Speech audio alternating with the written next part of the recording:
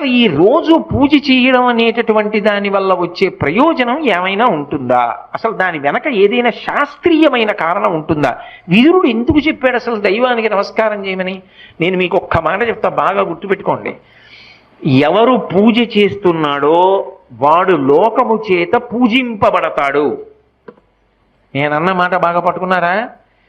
ఎవరు పూజ చేస్తాడో వాడు లోకము చేత పూజ అందుకుంటాడు.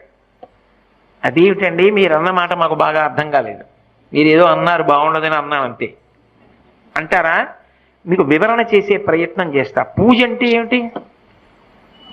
పొద్దున్నే దేవుడి దగ్గరికి వెళ్ళో దీపం పెడుతున్నా, ఎందుకు? ఎవరు భగవంతుడు?